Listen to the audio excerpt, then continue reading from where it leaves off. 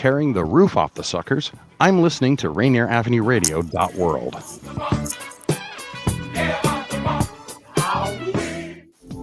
When should you wear a mask? For almost everyone, every time you go out. Like for coffee, when you ride the bus, or head out to care for your parents. When you go to work, spend the afternoon at the park, or pick up some dinner on your way home. Whatever you do, wearing a mask is essential because it works to prevent the spread of COVID-19 and it helps keep Washington open. Mask up to open up, Washington. Coronavirus.wa.gov. This message brought to you by the state of Washington. Hey y'all,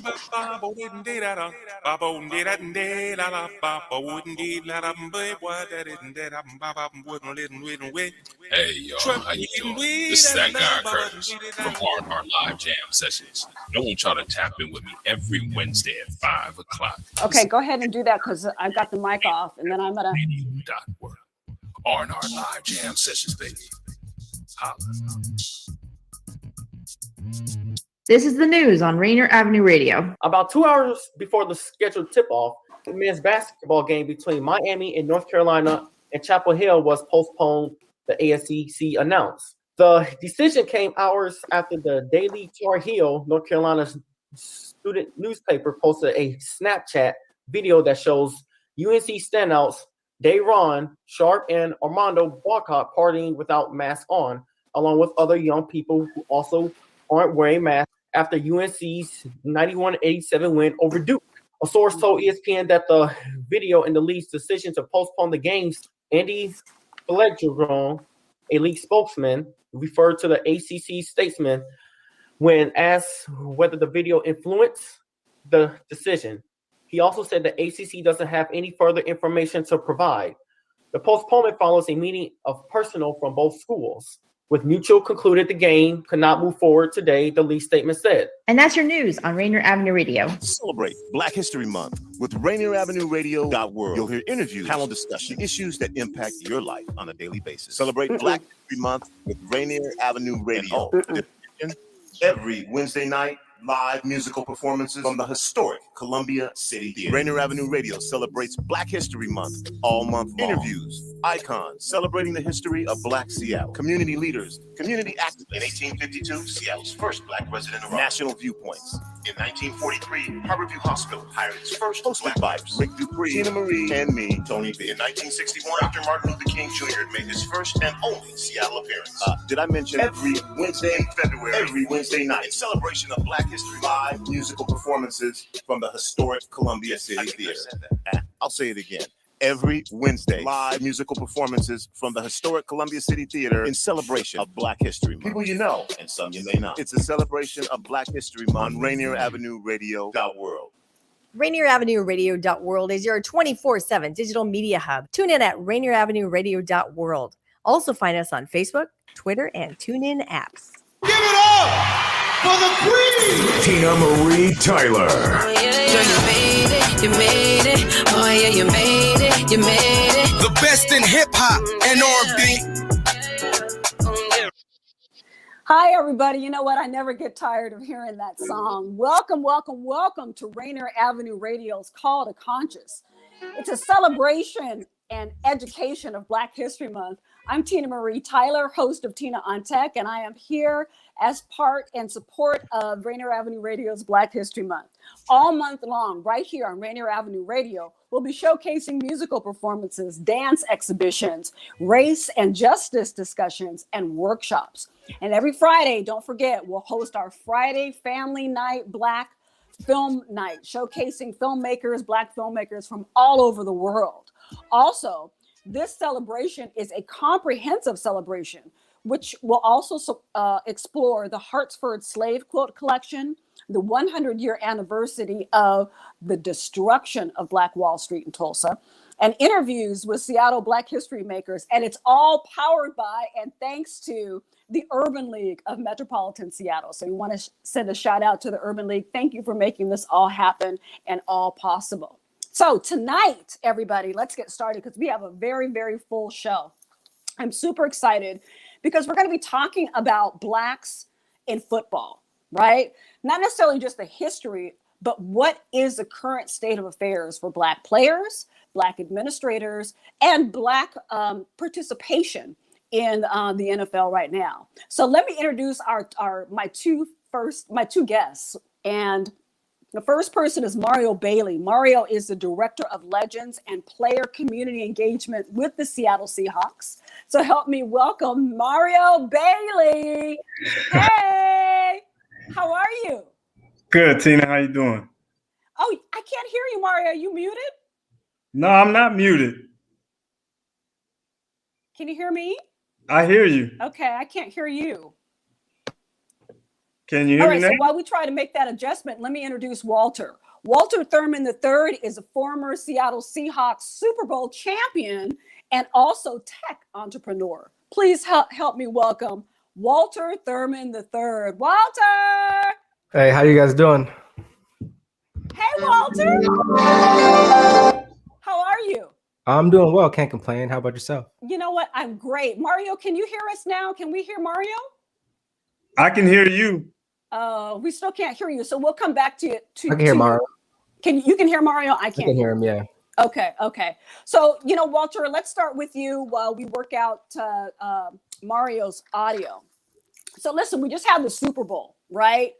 And since the Super Bowl, there's been a lot of stuff going on in the NFL, possible changes, possible trades, that type of thing. You are a founding member of the Seahawks Legion of Boom. You've won the Super Bowl against the Broncos. You're a 4th round draft pick. You play for a variety of other teams, and you ended your career with the Philadelphia Eagles.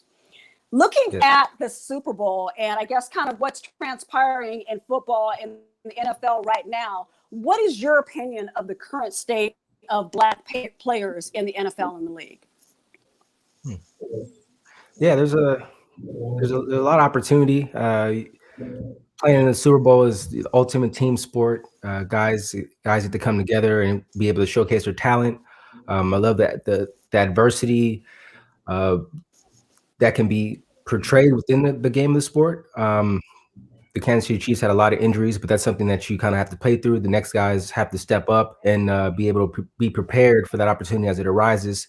As we progress through the season, and now there's free agency, and now teams are scrambling to build their teams to compete for the next year's championship and Super Bowl. And guys are looking for the opportunity, whether it's either in the coaching space to get promoted to different spaces with the ultimate goal of probably being a head coach or a GM in some respects. And for the players, they're looking for the opportunity to be able to probably potentially start, or some motivation of being able to have the financial payday based off of how they played in the season. So it's a very interesting time in the off season, and then you're also getting ready for the new draft picks that are going to be coming in, and now that's going to be taking some spots away from guys and changing the landscape as far as organizations, if they're going to looking to rebuild or be able to develop with the guys they have in house, and be able to implement some of the free agents within the organization. Right. Looking back at kind of your career and your not only your pro career, but also before you were drafted, what would you say to your younger self as you're kind of getting yourself together now that you know after being in the league? What would you say to your younger self on how to prepare both mentally and physically for the challenges of professional football? I would tell my younger self to listen a little bit more to some of the older guys, as far as to be able to prepare day in and day out as it pertains to being a professional, as well as some of the off-field advice as well. It's kind of a space to where we're looking to we're in our 20s and trying to figure out life. We just got outside of the space of obviously high school and college, and now we're entering the real world, quote unquote, and looking to be able to garner our own experiences and being able and not listening to some of the older experienced individuals that are out there. And I think that's something that I've done a job of doing through the course of my career, but I wish I would have took it to another additional step, just to be better suited during my time playing, as well as off the field, and things to expect and things to come. Right. A lot of the older players, they definitely have the wisdom of having played, and definitely being able to lend an ear to those folks as they steer you on what to do coming new into the league is very important. Mario, I want to pose a couple of questions to you, and hopefully I'll be able to hear you respond. If not, maybe everybody else can. But let's go ahead and tackle the 900-pound gorilla, right? There's a lot of talk right now going on about Russell Wilson, what's going on, and I'm not asking for the behind the scenes. I really want to know how that situation and how things are going with him and the Seahawks. How is that kind of indicative of what's going on right now, what the climate is right now in the NFL for Black players? Actually, I cannot speak on that whatsoever. Oh, I wish I could hear you, Mario. I really wish I could hear you. I know you got some words of wisdom, but go ahead. I actually can't speak on the Russ situation whatsoever. Before I got on here, I talked to our PR department and they told me not to speak on Russell. I will say everything works out the way it's supposed to work out, and hopefully we'll see Russ on the field. Okay, all right. So now that you've gone from the field, Mario, to the front office, what's it like? What are some of the challenges? What are some of the things that maybe you didn't expect when you got to the front office? Well, I didn't expect, coming from King County, the Seahawks organization is an extraordinary organization. I didn't expect the people to be so friendly and for the people to be so professional, but it's like a family. I've been with them 3 seasons now, and I didn't know how many different jobs there were in the football profession. Like our 3rd floor is business operations. You have the community department, you have PR, you have video, you have every department you could think of. And I didn't know that actually existed in football. It's kind of funny. I don't think the people on the players know how much professionalism goes on the 3rd floor. What I will say is that the Seahawks are trying to make sure that they implement, and we're having Black History this month. We actually just hired a vice president of DEI, Diversity, Equity, and Inclusion, and she's a Black woman who formerly worked for Alaska Airlines. The Seahawks are doing more than most NFL teams are doing as far as Black history and just trying to and do different things as far as Black people are concerned. Mm-hmm. Now, we just had Valentine's Day, and I'm also posed this to you, Mario, and I know that family is a very, very big and very important part of your life. As a family, right?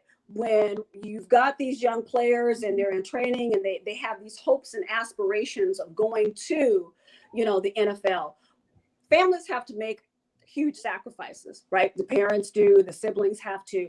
What is the state right now of kind of that training, if you will, getting on that treadmill and getting from, playing, in grade school or college to professional, football? What are some of the pitfalls that a family can possibly and potentially go through while they're trying to support their son in the league, making it to the league?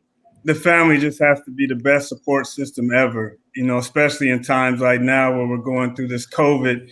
Guys have to understand that sports, the window is a very, very small window, and you only have a few years to be dynamic. So you have to work hard, but your family has to be the support system pushing you to work hard. My own career, I didn't work as hard as I probably should have. And, it's a regret that you have. So with your family, they have to be your biggest support and stop with the distractions and help you do the things you're going to have to do, because in the NFL, it stands for not for long. A 3-year career at 30, you're actually old in the NFL and in a lot of sports. So you have to give it your all and make sure that the people around you are supporting you in that. Do you think that, the NFL right now, we've got 70% of the players who are Black, and we have a very, very small percentage of Black folks that are actually in the front office. What can we, I guess, as a community and also as coaches, what can we do to try to encourage more Black athletes and people that are into sports getting into the front office, as opposed to just steering them to play? Well, like the Seahawks, they're doing a dynamic job of starting with the internships, reaching out to the Black communities to try and get them in there. People have to realize, like I said, I didn't realize how many business opportunities there are, but you just can't be into sports. You have to be in the business. Everybody can't be an athlete. So it takes a village to understand that there are different roles and different jobs you can be. We have at the Seahawks, our legal department, our head of legal is a Black man from Stanford, Ed Goings. It's just different opportunities, but we have to go for those opportunities, and you have to learn that they're there. So you have to be looking for them. Right. Walter, I want to ask you another question real quick, if we can.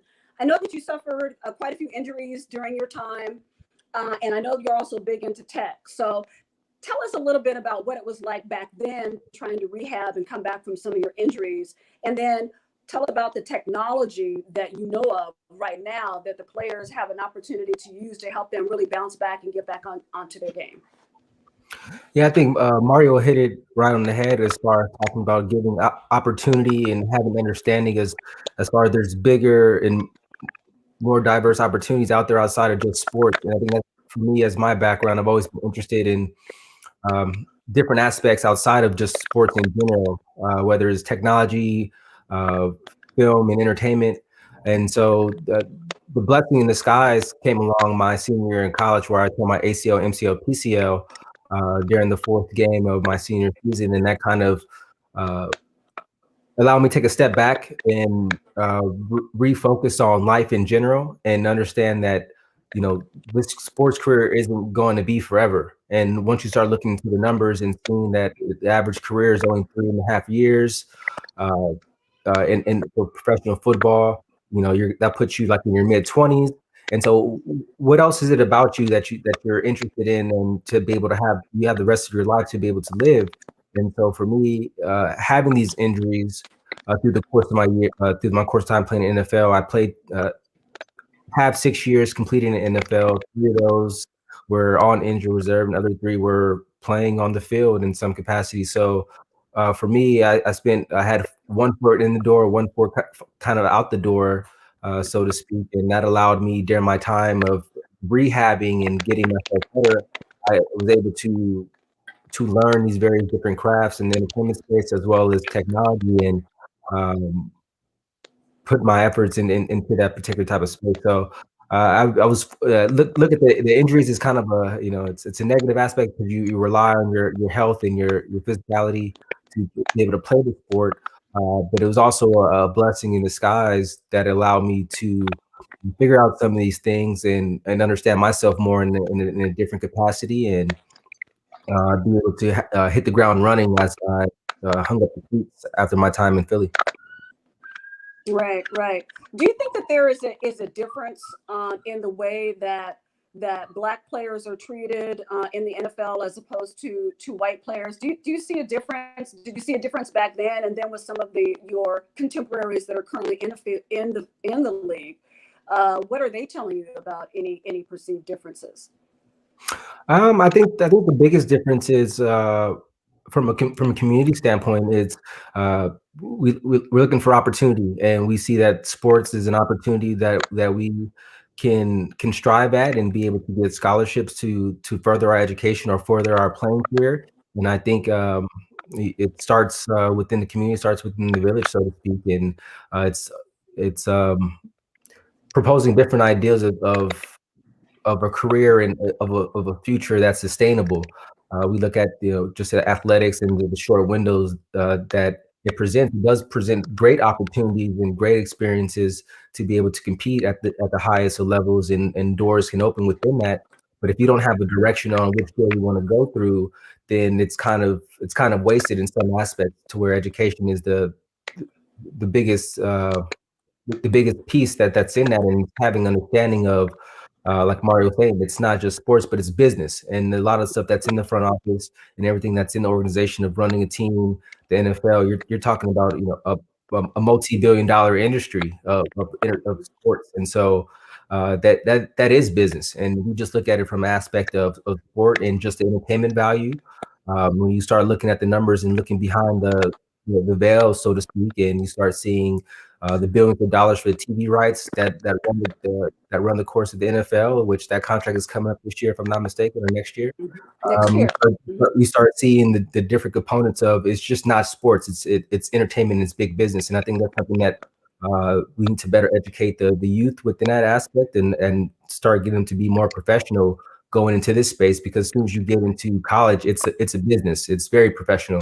And I think that's the misconception that we have not been aware of through these past decades, that we're just going to go to school and play this sport and, just, kind of keep your head down and just move forward and understand that, there's a bigger picture and we're the main engine that kind of makes the thing move.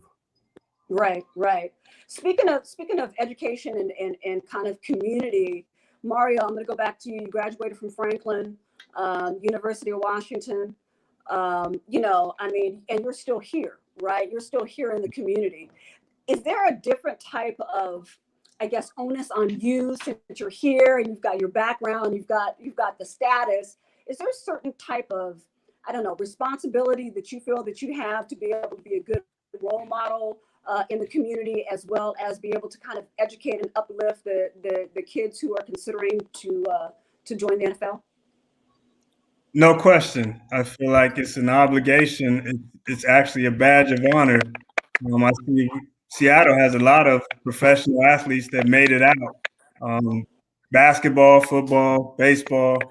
I like it. But for me, working with the Seahawks just adds to more of that, because I feel like the Seahawks have a great handle on each neighborhood that we have. The state of Washington, the Seahawks are very important. So for me to tell them about professional athletes and then tell them about the organizational side, be a role model, give back to the community, I make sure and try and have the Seahawks in every community, all the diverse communities in every community, period, giving back, doing what they can. And like I said earlier, they're a great organization. They're all for it. They want to be in the community. I see a bunch of our Seattle athletes that give back. One that I always just tell and try and give credit to is Jamal Crawford. I see him just giving all the time. He didn't go to college here in Washington. He went to the University of Michigan, but he makes sure to give back. I think that that's a responsibility for anybody that made it out, even if you didn't make it out, but if you're doing good, is to give back to the community. Right. And speaking of giving back, Russell Wilson, I mean, he is the Walter Payton Man of the Year. Yes. I watched it and I was so proud, not only just of what Russell is doing in the community, but just proud of the Seahawks organization. Mario, how did that make you feel? It makes me feel great to be a part of that. Russ does, they showed a lot of what he does, but they don't even show all of what he does. Russ is one of those people that gives back every day, all day, not only just to our community, but communities around the globe. So he's giving back to the world. Him and his wife, Sierra, and his family do a fantastic job. He definitely deserved that award. And it's a great honor for the Seahawks to be a part of it. He's our second Walter Payton Man of the Year. Steve Largent was the first, but that's the first time. Yeah, that's right. Yeah, but that was a long, long time ago. So it's a great honor to see Russ do that. Absolutely. So I also want to ask you, too, Mario, what do you think about the not necessarily just the Seahawks, but just the ownership in the NFL as a whole? I mean, it kind of starts with the owners and the type of owners, and it kind of trickles down from there based on how they're going to run their organizations and how they're going to run their front office and ultimately how the team is going to run. What would you like to see done as far as diversity, inclusion? I mean, what would you like to see done as far as the ownership in the NFL is concerned? How can we open it up to more folks of color in ownership? Well, first off, let me say we have a fantastic owner. Mr. Allen passed away. His sister Jody does a fantastic job. She lets us do whatever we need to do. She's very hands off, but hands on at the same time, giving us the opportunity to be out in the community, doing the things that we do. to be an owner in the NFL, you have to have a lot of money. I feel like the African American community is just coming to that money, so it's going to take billions of dollars to be an owner. Of course, you would love to see some diversity in ownership, but that's going to be a hard task to get in, to be able to have a group that can afford the NFL team and to be allowed to be an owner. So we just hope that the owners keep showing love and getting better and better and realizing what's going on in the world and helping out. Absolutely. Absolutely. Walter, Russell Wilson was the second African-American quarterback that has won a Super Bowl. And I see this new breed of quarterbacks, a new breed of Black quarterbacks, I guess, kind of coming into the league. What are your thoughts about that? Is it that the teams are doing a better job of recruiting, or is it that the teams are allowing the Black players and the Black quarterbacks more latitude when it comes to calling the plays and running the team as far as being the team leader? I think it's just the style of play, right? I think the style of play of the quarterback from the Black perspective has always kind of been the style of being a dual threat. Now the game is constantly evolving from being more run focused and being more pass forward, and that's stemming from the college football ranks. And so your pool of talent is coming from there, and that's the type of game that's being played of having a quarterback that's being able to be mobile and then can pass.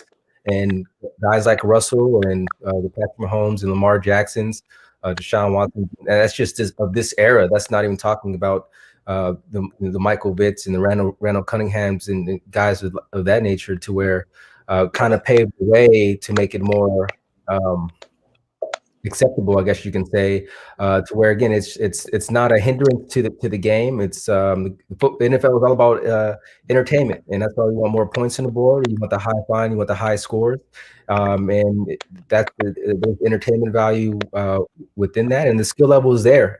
You have guys that have gone to the Super Bowl, have won the Super Bowl, have been MVPs of the league, and have been trendsetters and change the game of football because of their style of play.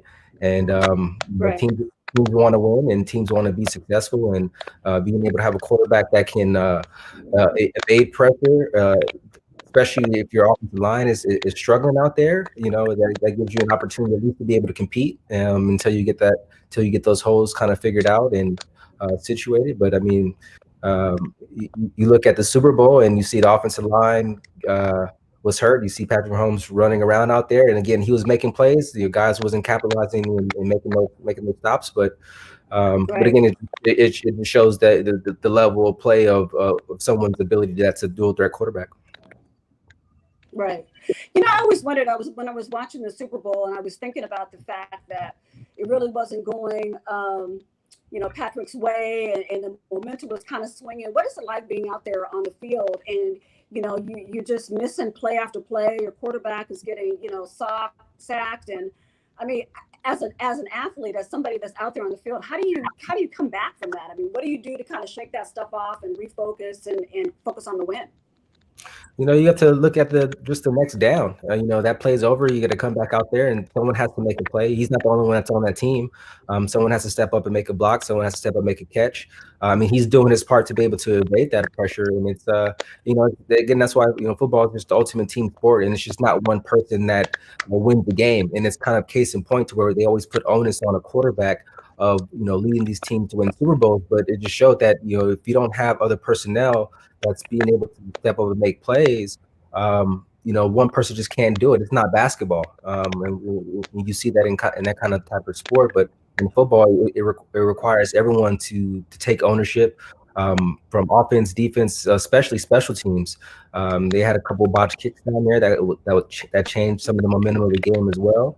And so it's multifaceted, and it's not just all on one person to be able to win those games. But when it does come down to it, and someone doesn't need to make the throw and make the catch, that's still someone on the other end, because Mahomes was able to evade pressure, make the throw, and someone didn't catch the ball. And there were quite a few of those plays. And the defense also made plays too. They're professionals. So again, everything's not going to be handed at you, and guys can step up when they need to.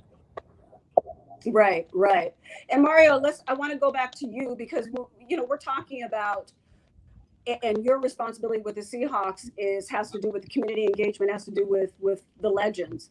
What are some of the particular struggles of the players that now that they're off the field, and maybe some that have been out of the league for many years? What are some of the struggles, and do you feel that some of those struggles are different for Black former players as opposed to white? No, I mean, I feel the struggles are the same. No, not the same, but a lot are the same, but they're different for each individual. Each individual, some made millions and millions of dollars, but they have a hard time adjusting to real life, what they're going to do with their time. I don't think it has a lot to do with race. I just feel like playing football and being the center of your attention for so long and dedicating that, and you're 33 years old and you're done. So now you have to figure out what you're going to do with your life. It's a big come down for a lot of guys. A lot of guys don't transition well. Some transition straight into broadcasting and the business and do things, but some have no idea what they're going to do and they're trying to figure it out. So you have to try and help them navigate life, whether it's going back to school, getting their master's, whether it's starting a business, whether it's starting a job. Guys don't have resumes. They're getting their resumes for the first time.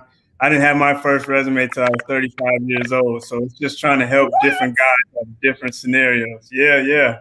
What? Okay. Everybody is different. Everybody has a different story. So you have to try and navigate and help each individual. Right. Well, you've done an outstanding job, Mario, of not only representing the Seahawks with pride, but also our community. What's next for you? What's on your plate? What's next for you? Well, Seahawks is my last job that I would actually work for somebody. Like I said, the organization treats me. Yeah, that's it for as far as working for somebody. I do a little real estate. I have my own foundation. For me, it's just about giving back. What I could do in the next 10 years to give back to this community and help people. That's what I want to do. But as far as jobs, this is my last job that I'll actually work for anybody. Right. I got you. And Walter, what about you? I know that you've got a tech company. You've got a new baby, I heard in the background. What's on your plate? What's next for you, Walter?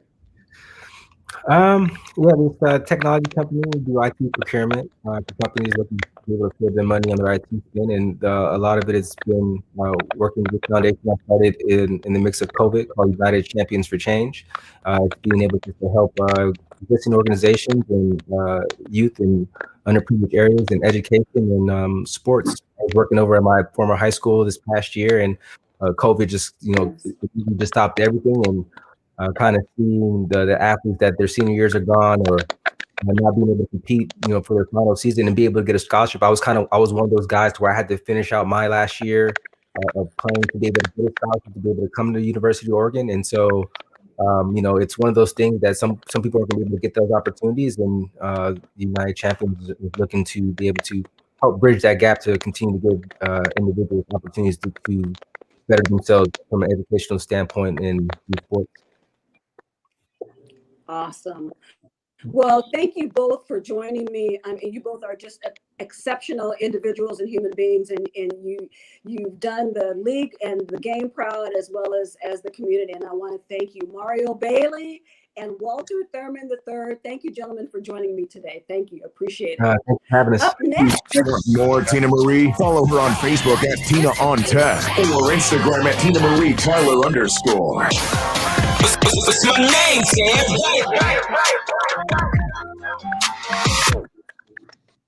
And now it's time for